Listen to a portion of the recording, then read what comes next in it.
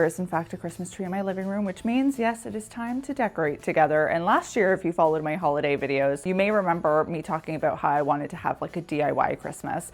And this year I'm bringing that energy back, but like with extra intention. Like I'm really going all in on the DIYs. So there's going to be a lot of fun little activities that we do together in this video as well, which I'm excited about. The tree in my apartment, and I think for most people, is definitely the heart of my holiday decorating. So I feel like it's something I spend extra time on.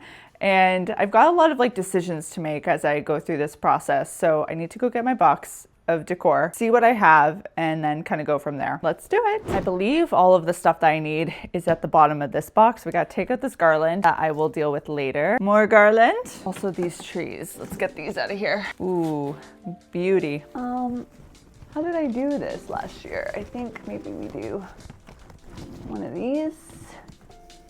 Okay. One of my favorite things I DIY'd last year was crocheting my own garland.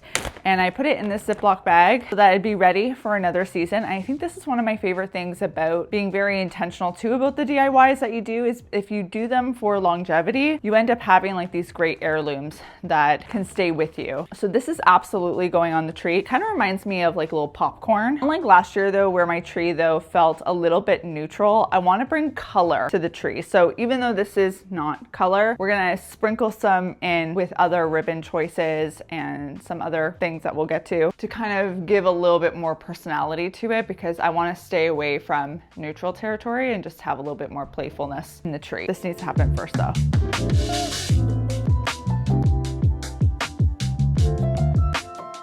I feel like I have too much space down there. I feel like there's too much space here, and these are closer together, and I still have another strand, so I could keep things closer. I will be back. It is the next day, believe it or not. It's so gloomy for 10 a.m. that it feels like we are still in yesterday, but time has passed. Good news is I figured out the arrangement for my crocheted garland, so that is now cemented. I've also added a couple of chains of this new fabric garland that I've created. So a few weeks ago when I was trying to look for holiday inspo, I noticed that the paper chain is coming back. It's kind of having its moment this year. I feel like comparable to like what bows did last year. And what I like about both of those trends is the fact that they can be so budget friendly and that they allow you to change the look of your holiday decor without overly committing to stuff. You know, paper chains rely on paper, which can be pretty inexpensive. The bows, if you are looking around, you can find pretty affordable ribbon, and you can easily swap out the colors of these things year to year to change the look of your space without, like I said, spending a lot of money or acquiring all these goods that are really trendy and you're not going to want in your collection long term. I was very inspired by the paper chains and I wanted to bring it into my decor, but when I saw people showing options for making fabric chain garland, I was kind of more intrigued by that, because I like the idea of creating something that I can have for a long time and reuse over and over again. But the stipulations for my fabric chain is that I wanted it to have removable chains. Like I wanted to be able to take on and take off chains no matter what. So instead of using glue, I wanted to use Velcro to attach my chains. And also I wanted them to have structure, because some of the tutorials I saw online didn't put anything in the chain to make the fabric some sort of shape, which I don't particularly like the droopy look. If that's your style, that's your style. So for my fabric chains, after I cut them into strips, I also used iron-on interfacing and hemming tape to put them together. I did that over and over and over and over again until I lost my mind. This was not a difficult DIY, but definitely a tedious one. Like here's a piece of fabric without interfacing. So if I would have just like done this, then this is all loopy, whereas these guys, when I put it into a loop, hold their shape more. This is more structured circle. This one becomes like a droopy situation. So I think it's worth doing the interfacing if you are going to do a project like this, or like starching your fabric, something along those lines, just to give it some toughness. And originally I wanted the fabric chains to go on my tree, but one of the reasons I had kind of like a pause moment last night is because I attempted to try it and I did not like the look of it and I was kind of crashing out about it.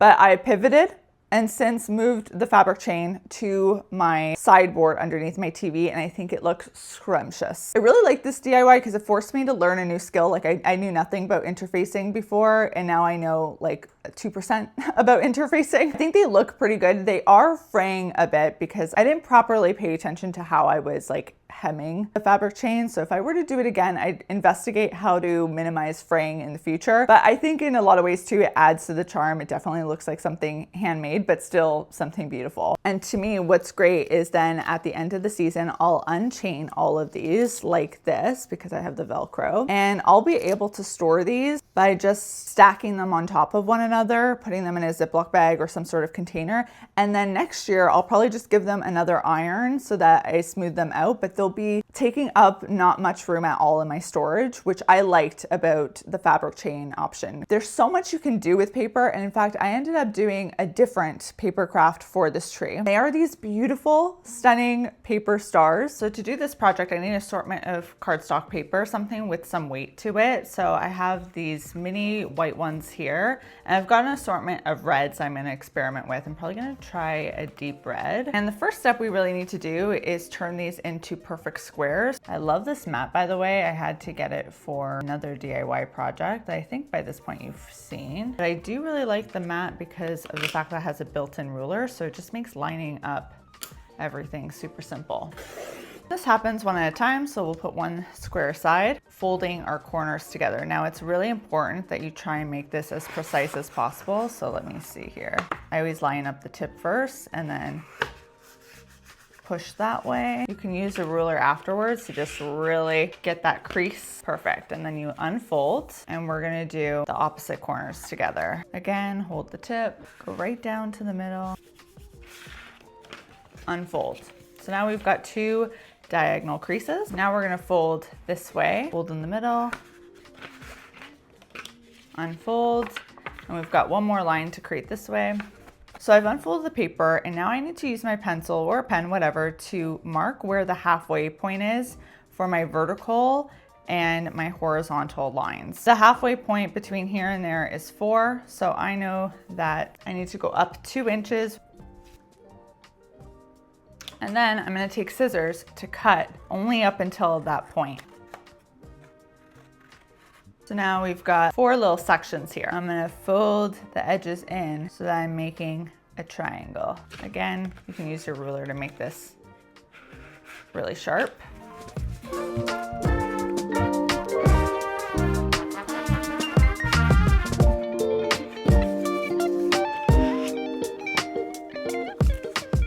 I'm gonna use some adhesive tape to do this just to make it a little bit easier. And we're essentially going to be gluing these 2 flaps together. I'm gonna add tape to this side, and then I'm gonna fold it in, make sure it adheres nicely.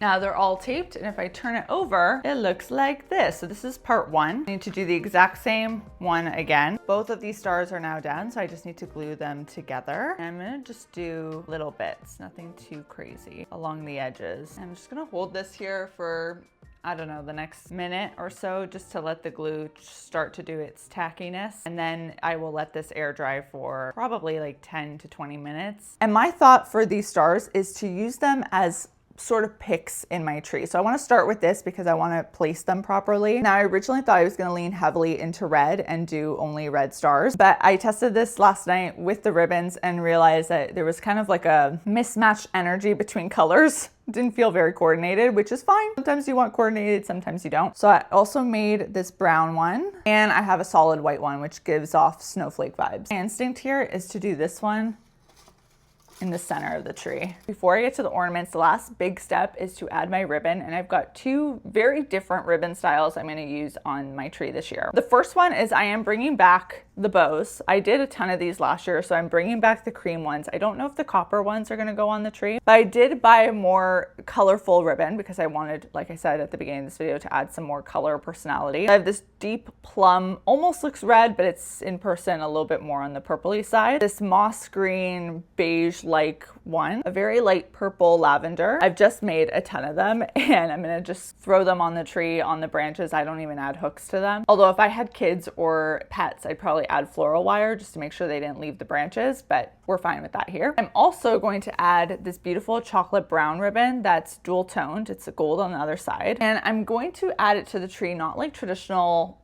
ribbon, like where I wrap it around. I'm actually gonna go down. So I'm gonna cut it into pieces and create these little swirls. And this is where having a ribbon with two different designs on it really works well for this technique. I did this technique last year for my parents' tree, and it was the first time I ever tried it and it looked gorgeous. It was like this green plaid one. It was beautiful. So I wanted to bring it into this tree this year and I felt like this is the perfect ribbon to do it with. So to get this effect, I cut out for me roughly 18 inches of my brown ribbon or whatever ribbon of choice you've got going on. And then I just take the ribbon and wrap it around 3 of my fingers tightly into almost like a mini roll. And the key thing for this technique is it has to be wired ribbon. The ribbons for these bows, I don't care. I don't get them wired. I actually think it would be a struggle to do the bows with wired ribbon. But this one is critical because if you don't have the wire, it won't hold its shape. When I'm wrapping this around, I just really am trying to keep it as tight as possible. And then take my hands out and I take out the center and I hold the end piece and I kind of pull it away. And it creates this beautiful, almost icicle vibe ribbon. And then I'll take out the top a bit and wrap this on the tree branch, and this will fill in the tree. So it'll just be kind of like sitting outside. You can weave it into branches. You can play around with it once you put it on the tree. That's essentially all you need to do. And I think this is such a beautiful technique. I feel like I can confidently say I've never had the tree look this full before ornaments have even been added. Like it kind of looks like it's done. It's really starting to come together. It's making me so happy. Staying on the DIY theme, I did do some new ornaments this year, and one of them's super extra and one of them is easy breezy. So I have very opposite end of the spectrum examples. Last year I had gotten an extra one of these plastic blank ornaments from Michaels. And the other day I was at Dollarama and I saw these mini pom-poms in all of these beautiful shades of reds and burgundies and pinks. And I thought if I just get 2 of these and fill it up, it might make for an interesting like colored bulb, because I don't have a lot of like colored bulbs on my tree, but this would be, I think, a way of doing it without it just being like a solid blank color. This could also look horrible, so maybe I won't like it. I'm gonna try it anyways, starting off by taking off our little topper here. Obviously this is also a super inexpensive DIY because each of these pom-pom packs only costs $1.25, so $2.50. I think the ornament was free when I bought the other one. The added benefit of this is that if I ever decide I don't like this ornament, I can just take out the pom-poms and save them for another DIY, and I'll probably be able to wash this and make some sort of other ornament because there's nothing I'm planning that's going to be really permanent here. On to bag number 2. I think that is it for a pom-pom ornament. Easy, easy peasy. Would I have loved this to be gold? For sure, but you know what? Silver it is. This one turned out so cute. Just a really easy way to add some color. And honestly, I just do this all the time. Last year, you may recall that I made this reading wrap-up ornament where I made mini versions of all of the books I read throughout 2024. If you look closely, you'll see book covers all over the place. This one is so adorable. And I felt like that was a really great way to almost like just have a keepsake on my tree, because then every time I look this, I'll have to add like 2024 to it because I'm sure as the years go on, I'll forget. But I'll know what kind of books I was reading in the year of 2024, and I can just like look around, try and remember what happened in some of them. So I easily could have done another version of this for 2025. But then the thought came to me, what if I made a book ornament, a functioning book ornament with all the books I read in the book? And once that thought entered my brain, like I could not let it go. So I ended up designing on Canva a template for my book pages. Essentially, I made it that every month had its own page, and then there was the option for an extra page if I read more than 4 books for that month. I printed those out, cut them out, stacked them together, and then punctured holes along the left edge and used embroidery thread to thread them together in a really unofficial way. I think there's like proper book binding techniques that you can use. I did not do that. I glued the front page and the back page to a piece of cardboard, very thin cardboard. I actually used an empty granola bar box because I feel like snack boxes are like the perfect cardboard to use for this. And then I glued the cardboard ends to a piece of scrap leather, clamped it let it sit overnight. And then the next day I thought, let me be extra and actually make the cover a little bit more interesting. So on my Cricut, I printed out some vinyl to create some decorative markings on the front cover. Again, should have written 2025 on it. The result is this really teeny tiny little functioning book that I can flip through the pages and see all the books I read throughout the month. My one change that I would make to this book if I were to do it again is I would add more pages, even some blank pages, to the book itself so that it would be fuller. Even the little built-in bookmark. I think for my first ever attempt at making my own book, it's pretty cute and it's going to be a great ornament. So now I've got two different takes on logging my reading history. Last year, I also made these felt cookie ornaments. The year before that, I crocheted this moose head from a Woobles kit and I added a little dangler at the top to be an ornament. So like, I love this theme of DIYing stuff because then every year I feel like I'm collecting more super unique ornaments and things that just feel a little bit more special because I've had my hands all over them. I didn't get footage of these ones, but I've also crocheted recently this sardine that I may use as a pick inside of my tree. I also did a couple new felt ornaments. This one is of a house for some friends who bought a house this year. And I also did a felt ring ornament that I gave to two friends that just recently got engaged. So these also make really great gift ideas. The new ornaments I bought include these bulbs. I think I showed in my Portugal haul. I got them in Portugal from a dollar store. They were $1 each or $1 euro. €1 each. And I love these two especially. I think they're gonna add lots of playful color. To mark my trip to Portugal, I did buy this beautiful sardine glass ornament from Indigo. That's originally why I made this one because I thought this would mark my trip. I saw this and I was like, ooh, this is really cute too. And the last thing I got was from HomeSense and it is this stack of pancakes in felt form. It was only $6.99. Though this is something that I could definitely like DIY myself because I'm now someone who has made felt ornaments in the past, I don't feel like I would make it this well, nor do I know how to even begin with creating like a 3D stackable version like this. I almost forgot about these air dry clay ornaments I did a couple years ago as well. They are so cute. ICICLES are back, in case you haven't heard. I got 2 packs and I think they were $1.50 each. Super cheap. There's something that just feels very nostalgic about this, not because I had a Christmas tree with ICICLES, but when I look at family photos from the past, they definitely use tinsel and icicles. There's just a metallic look to Christmas trees back in the day. So I feel like this will look closer to like the kind of tree that my grandparents had. Go team, go. Can I just rip? Oh, perfect. My technique here is just to try and find the center and place this on a branch where it can almost like embed in the tree.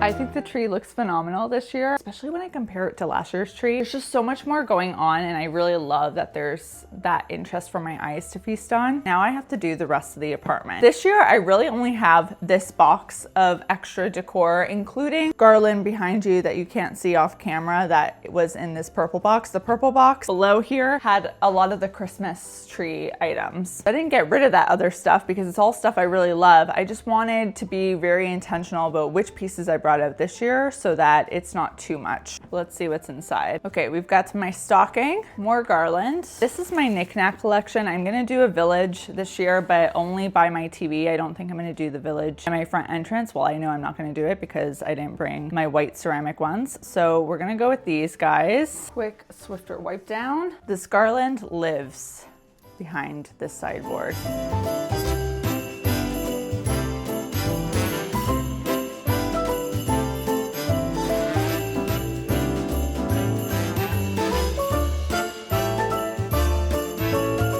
These are battery operated tea lights, and one of the reasons why I like them so much is these are on a timer. Whenever I buy battery operated lights, I'm always looking for timers. Just makes life so much easier.